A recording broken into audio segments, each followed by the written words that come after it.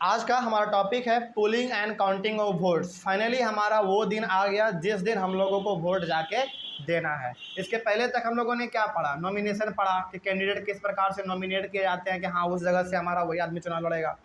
उसके बाद हम लोगों ने पढ़ा कि वोटर लिस्ट क्या होता है। उसके बाद हम लोगों ने पढ़ा कि इलेक्शन कैंपेन कैसा होता है, रिजर्व कॉन्स्टिट्यूएंसी क्या होता है। यानी कि चुनाव होने से पहले, वोटिंग डे से पहले बहुत अलग अलग प्रकार के कामों को परफॉर्म किया जाता है। इसका मतलब ये हो गया कि आज हम लोग उस दिन के बारे में पढ़ने वाले हैं जिस दिन एक्चुअली में जाके हम लोग वोट देते हैं, और यही इसी का नाम है हमारा पुलिंग। पुलिंग का मतलब वोट देना, और काउंटिंग का मतलब आपको मालूम ही है, वोट को गिनना, भाई कौन जीता कौन हारा। ठीक है, चलिए अब इसके बारे में एक एक करके जान लेते हैं हम लोग क्या है। The final stage of an election is the day when the voters cast और पोल देयर वोट। यानी कि इलेक्शन का सबसे आखिरी स्टेज हमारा क्या होता है, वोट देना। ठीक है, और इसी को हम लोग कहते हैं बेसिकली इलेक्शन डे के नाम से भी हम लोग इसको जानते हैं। मतलब कि इलेक्शन का सबसे लास्ट काम जो है ना, वोट देना ही होता है। ठीक है, इसके पहले आपको जो करना है, जितना उछल कूद करना है, जितना लंबा लंबा फेंकना है उतना आप फेंक लो, लेकिन ये आखिरी दिन होता है जिस दिन आके आपको वोट देना पड़ता है। ठीक है, उसके बाद that day is usually called the election day, और इस दिन को हम लोग किस नाम से जानते हैं, इलेक्शन डे के नाम से जानते हैं। मतलब ये हो गया कि इसी दिन हम लोग को जाके वोट देना पड़ता है। और अब वैसी बात है, जिसको वोट ज़्यादा मिलेगा वो जीत जाएगा, जिसको कम मिलेगा वो हार जाएगा। ठीक है, आगे, every person whose name is on the voters list can go to a nearby polling booth. तो जिस भी आदमी का या फिर जिस भी मेल फीमेल जिसका भी वोटर लिस्ट में नाम है, वो जाके अपने आस पास वाले बूथ पे जाके वोट दे सकता है। ठीक है, जैसे अच्छा, इसमें हमने आपको बताया था कि वोटर लिस्ट क्या होता है। यानी कि वोट जब देने के लिए आप जाएंगे तो आपके पास वोटर लिस्ट में नाम आपका होना ज़रूरी है, और आपके पास कोई भी एक ऐसा कार्ड होना चाहिए जिस कार्ड में ये लिखा हुआ हो कि हाँ ये आदमी इसी जगह पे रहता है, ये आदमी यहीं से बिलोंग करता है ना, ये वही आदमी है जिसका नाम वोटर लिस्ट में लिखा गया है। बस एक प्रूफ के तौर पे आपके पास कोई भी कार्ड होना चाहिए। ठीक है, आगे बढ़ते हैं। तो भैया यहाँ पे लिखा हुआ था कि every person whose name is on the voters list can go to a nearby polling booth. तो जिस भी इंसान का वोटर लिस्ट में नाम है वो आदमी जाके अपना वोट दे सकता है। ठीक है, पोलिंग बूथ का मतलब हो गया जहाँ पे वोटिंग होता है। उसके बाद polling booth is usually situated in a local school और अ गवर्नमेंट ऑफिस। कई अक्सर एकदम बहुत कॉमन बात है कि जब भी चुनाव होता है ना, तो पोलिंग बूथ को अक्सर कहाँ पे शिफ्ट किया जाता है मालूम है, सरकारी स्कूल में, नहीं तो सरकारी ऑफिस में। क्या प्राइवेट स्कूल में कर सकता है? नहीं, ये प्राइवेट स्कूल में नहीं किया जा सकता, क्योंकि ये काम प्राइवेट नहीं है, ये काम सरकारी है। तो सरकारी ऑफिस में ही होगा या फिर सरकारी स्कूल में भी होगा। सरकारी ऑफिस में तो बहुत कम देखने को मिलता है, लेकिन सरकारी स्कूल में बहुत देखने को मिलता है। मतलब ऐसा कोई स्कूल बचता नहीं है जिस स्कूल में वोटिंग ना हो। उस स्कूल में मशीन बैठाया जाता है, पूरा कमांडो आर्मी ये सब वो सब आते हैं, हाँ पूरा बेंच वेंच एकदम सेट किया जाता है, और जाके उसके बाद वोटिंग होता है। ठीक है, आगे, उस दिन स्कूल का अलग ही नज़रिया होता है, मतलब बहुत भयंकर दिखने में लगता है। उस दिन चारों तरफ सिक्योरिटी, लगता है ना कि ऐसा क्या भयंकर हो गया स्कूल में, है ना। आगे बढ़ता है। Once the voter goes inside the polling booth the election officials identify her, put a mark on her finger and allow her to cast her vote. जब एक बार कोई आदमी या फिर कोई औरत या फिर मेल या फीमेल आप जो भी बोल लीजिए, जब वो एक बार पोलिंग बूथ के अंदर चल जाता है ना, तो पोलिंग बूथ के अंदर जाने के बाद जो इलेक्शन ऑफिशियल होते हैं, मतलब कि इलेक्शन का जो ऑफिसर होता है जो चुनाव ये सब करवाता है, उसको आइडेंटिफाई करता है, उसके कार्ड के चेहरे से उसके चेहरे को मिलाता है, और उसका नाम जो कार्ड में लिखा हुआ है उसको वोटर लिस्ट के नाम से मिलाता है। यदि सही है तो फिर जो जाके अंदर वोट देता है, यदि नहीं रहता है तो उसको बाहर भगा देता है। ठीक है, गलती नहीं कर सकते आप वहाँ पर, और यदि आप गलती करते हुए पकड़े गए तो फिर आपको सज़ा भी होता है। इस बात को आप याद रखेंगे। ठीक है, क्योंकि मान लो यदि इसमें फ्रॉड हुआ तो फ्रॉड होने का मतलब है कि आप डेमोक्रेसी के साथ फ्रॉड कर रहे हैं। ठीक है, आगे तो वही है, जब एक बार आदमी पोलिंग बूथ के अंदर चल जाता है तो उसके चेहरे को आइडेंटिफाई किया जाता है, उसके नाम को पहचाना जाता है कि हाँ वाकई में यही आदमी है। और सबसे इम्पोर्टेंट, उसके फिंगर पे ना एक मार्क लगाया जाता है, आपने देखा होगा इस चीज़ को, ब्लू कलर का। वो क्यों लगाया जाता है मालूम है? और जनरली वो चीज़ ना मतलब 1 महीना उसको छूटने में लग जाता है, इतना भयंकर वो मार्क होता है। वो क्यों लगाया जाता है मालूम है? ताकि, हाँ, ताकि वो कहीं पे दोबारा वोट देने के लिए जाए ना, तो जब दोबारा वहाँ पे उसको उंगली में लगाया जाएगा तो वो पकड़ा जाएगा, और उसको आप कितना भी रगड़ के छुड़ा लो वो एक 1 महीने से नीचे नहीं छूटता है। बहुत लंबा चल जाता है, और 1 महीने में तो सारा इलेक्शन खत्म भी हो जाता है, ठीक है, इसीलिए उसको लगाया जाता है, ठीक है। आगे, an agent of each candidate is allowed to sit inside the polling booth and ensure that the voting takes place in a fair way. अब हर एक कैंडिडेट का ना एक एजेंट, मतलब कि हर एक कैंडिडेट का एक पर्सनल आदमी पोलिंग बूथ के अंदर बैठा हुआ होता है। वो क्या देखता है पोलिंग बूथ में? क्या ये देखता है कि हमको वोट दे रहा है कि नहीं दे रहा है? नहीं, वो ये नहीं देखता। वो ये देखता है कि चुनाव अच्छी तरीके से चल रहा है कि नहीं, क्या कोई फ्रॉड तो नहीं हो रहा है। लेकिन हाँ, वो अंदर में ये नहीं कह सकता लोगों को कि हम ही को वोट देना जाके, ऐसा नहीं कह सकता वो। मतलब कि हर एक कैंडिडेट का मतलब कि उस कॉन्स्टिट्यूएंसी से जो आदमी चुनाव में खड़ा हुआ है, उसका एक एक आदमी पोलिंग बूथ के अंदर बैठता है, उसको इजाज़त होता है। और वो क्या देखता है वहाँ पे बैठ के? ये देखता है कि चुनाव अच्छे तरीके से हो रहे हैं कि नहीं हो रहे हैं। अब वो जाके अंदर में जो वोट देने के लिए गया, उसको कान में ये नहीं कहेगा कि तुम जाके हम ही को वोट देना, नहीं, ऐसा नहीं कह सकता। वो चुपचाप बैठा रहता है, देखता रहता है कि चुनाव अच्छे तरीके से चल रहा है कि नहीं चल रहा। उसको बोलने का अधिकार नहीं होता वहाँ पे। आगे, earlier the voters use a ballot paper to cast their vote. देखो, आज से 30-40 साल पहले, 30-40 साल पहले नहीं, मुश्किल से मुश्किल 25-30 साल पहले आप जाएंगे ना पीछे, तो वहाँ पे आप देखेंगे ना, पहले वोटिंग के लिए बैलेट पेपर का इस्तेमाल किया जाता था। मतलब कि एक पेपर के ऊपर आपको वोटिंग देना पड़ता था, वोट देना पड़ता था। अब वो कैसे होता था? देखो, अब ballot paper is a sheet of paper on which the names of the contesting candidates, party name and symbols are listed. मतलब कि पहले जब चुनाव होता था तो एक पेपर मिलता था, उस पेपर में आपको 3 चीज़ देखने को मिलता था। पहला, जिस कैंडिडेट को आप वोट देने के लिए जा रहे हैं उसका नाम, और वो किस पार्टी से बिलोंग करता है वो, और उस पार्टी का सिंबल क्या है, ये, यानी कि ये तीनों का तीनों चीज़ आपको बैलेट पेपर पर देखने को मिलता था। उसके बाद उस बैलेट पेपर को आप अपने बॉक्स में डालते थे।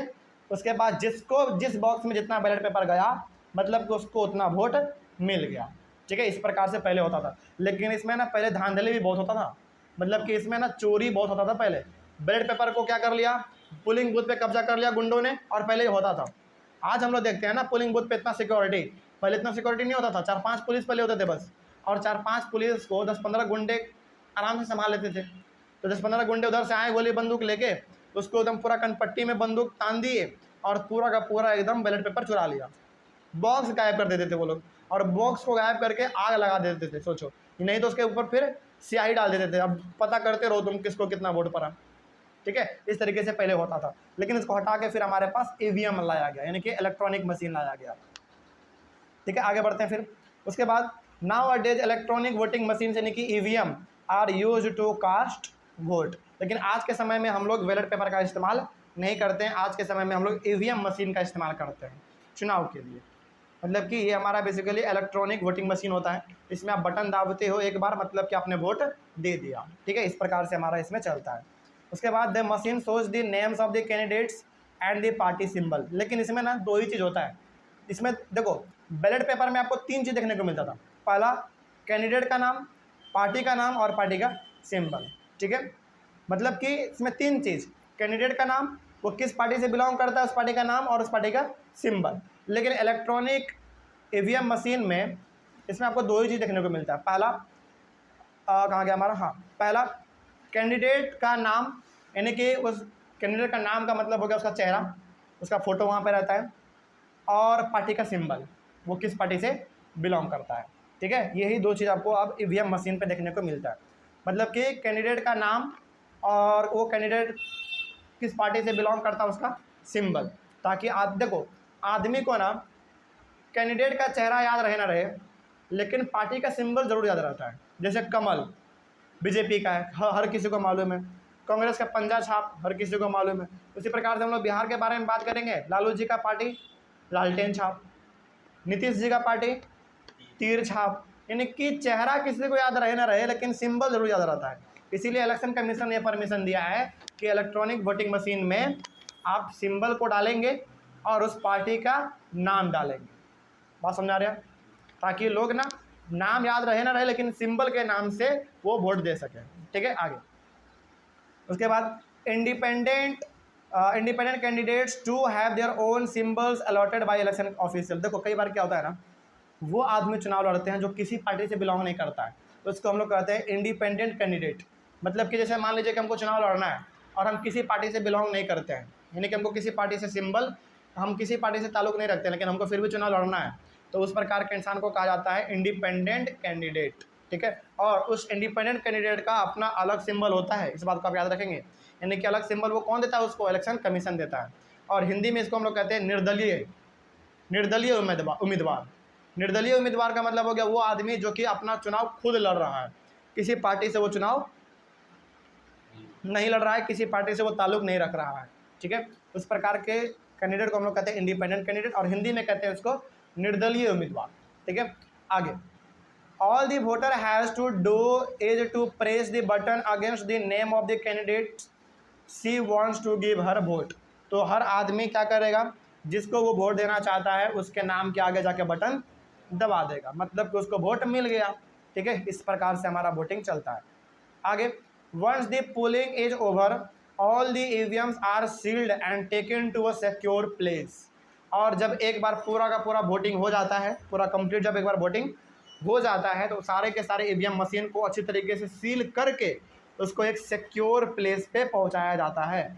हमारे बिहार का जब विधानसभा का इलेक्शन होता है ना, हर जगह से पुलिंग, मतलब कि हर जगह से ईवीएम मशीन इकट्ठा करके कहाँ पे उसका काउंटिंग होता है मालूम है? एएन कॉलेज में, यहीं बगल में, एकदम बगल में होता है। मतलब कि कितना दूर, यहाँ से 5 मिनट का रास्ता है एएन कॉलेज। मतलब कि पूरे बिहार में जब विधानसभा का चुनाव होता है तो हर एक जगह से ईवीएम को कलेक्ट करके, और जब ईवीएम कलेक्ट किया जाता है ना, उसके पीछे भी टाइट सिक्योरिटी होता है, बहुत तगड़ा सिक्योरिटी एकदम। पीछे 10 कमांडो का गाड़ी, पीछे 10 कमांडो का गाड़ी जब चलता है ना, ऐसा लगेगा ना कि क्या उस बीच वाले गाड़ी में है पता नहीं, लेकिन वहीं में बिहार का भविष्य छुपा हुआ है, ठीक है। वही बात है इसमें। तो और बिहार का अक्सर कहाँ पे होता है काउंटिंग, सारे ईवीएम को जमा किया जाता है एएन कॉलेज में, क्योंकि ये कॉलेज थोड़ा सा बड़ा है, रेपुटेटेड है, और उस समय पे एएन कॉलेज का रास्ता पूरा बंद कर दिया जाता है एकदम, पूरा हर तरीके से एकदम। आपको जाना है दूसरे रास्ते से जाओ, इस रास्ते से नहीं, पूरा बंद कर देता है। मतलब उस समय पे आप एएन कॉलेज को देखना भी चाहोगे ना, नहीं देख पाओगे, क्योंकि बहुत भयंकर सिक्योरिटी होता है उसमें, ठीक है। आगे बढ़ते हैं। उसके बाद फिर a few days later all the EVMs are open and the votes secured by each candidate are counted. और 2-3 दिन के बाद बेसिकली काउंटिंग शुरू हो जाता है। 2-3 दिन नहीं, लगभग 1 सप्ताह इसमें लगता है, लगभग 1 सप्ताह लग जाता है। 1 सप्ताह के बाद लगभग उस सारे ईवीएम को खोला जाता है। खोलने के बाद उसमें बहुत बड़े बड़े सॉफ्टवेयर लोग बैठे हुए होते हैं, सॉफ्टवेयर इंजीनियर, वो ये पता करते हैं कि आखिर किसको कितना वोट मिला। काउंटिंग शुरू होता है उसके बाद, और ये सब का सब काउंटिंग उंगली पे नहीं होता है, सब मशीन से अपने आप होता है, ऑटोमेटिक। उसके बाद usually the counting of votes takes place at the same time and on the same day. लेकिन यानी कि देखो, चूँकि वोटिंग गिनना है और ये सब मशीन से किया जाता है, तो ये वोटिंग बेसिकली गिनने का काम जो है ना, काउंटिंग करने का काम, वो एक ही दिन में हो जाता है, और एक ही दिन में इलेक्शन का रिजल्ट भी आ जाता है, ठीक है। आगे फिर The agents of all candidates are present there to ensure that the counting is done properly। और जब यहाँ पे काउंटिंग हो रहा होता है तो यहाँ पे भी हर एक पार्टी का कैंडिडेट बैठा हुआ रहता है, सॉरी कैंडिडेट नहीं, कैंडिडेट का एक अलग अलग एजेंट बैठा हुआ होता है। एजेंट का मतलब है कोई एक आदमी बैठा हुआ रहता है, वो देखता है कि काउंटिंग सही से हो रहा है कि नहीं हो रहा है। उसके बाद the candidate who secures the highest number of votes from a constituency is declared elected. और जिस आदमी को सबसे ज़्यादा वोट मिलेगा वो आदमी क्या हो जाएगा, विजयी हो जाएगा, जीत जाएगा, इलेक्टेड हो जाएगा। उसके बाद television channels, radio and newspapers report this event. और उस दिन आप देखेंगे कि सारा का सारा न्यूज़ चैनल पे ना यही चीज़ चल रहा है, ये आदमी यहाँ से आगे चल रहा है, वो आगे चल रहा है, ये पीछे है, वो जीत गया, ये हार गया, इधर पटाखा फूट रहा है, इधर लड्डू बांटा जा रहा है, इधर गला मिला जा रहा है, ये सब चीज़ होता रहता है उस समय पे, ठीक है। मतलब कि वो दिन बहुत ही खास दिन होता है किसी भी राज्य के लिए, क्योंकि उस दिन उस राज्य का भविष्य तय होने वाला होता है कि किसके हाथों में है, ठीक है। आगे बढ़ते हैं फिर। Within a few hours of counting all the results are declared and it becomes clear who will form the next government. और कुछ ही घंटों के बाद, काउंटिंग के बाद, ये बता दिया जाता है कि आखिर किस पार्टी ने सबसे ज़्यादा वोट अचीव किया, और जिस पार्टी का वोट सबसे ज़्यादा अचीव किया हुआ होगा उसका चुनाव, वो चुनाव को मतलब जीत गया, और वही अगला गवर्नमेंट उस स्टेट में फॉर्म करेगा। कोई दिक्कत इसमें? और यही चीज़ हमारा लोकसभा के लिए भी होता है और यही चीज़ हमारा विधानसभा के लिए भी होता है। इस तरीके से हमारा काउंटिंग और पोलिंग दोनों होता है। कोई डाउट है इसमें? तो बड़ा सिंपल ये चीज़ है, ठीक है। बस इसको लाइन बाय लाइन आप पढ़िएगा दोबारा तो आपको हर चीज़ समझ में आ जाएगा। उसके बाद हम लोग अपने अगले वाले क्लास में एक बहुत इंपॉर्टेंट टॉपिक शुरू करेंगे, what makes elections in India democratic, ठीक है। चलिए मिलते हैं अगले वाले क्लास में। Thank you very much.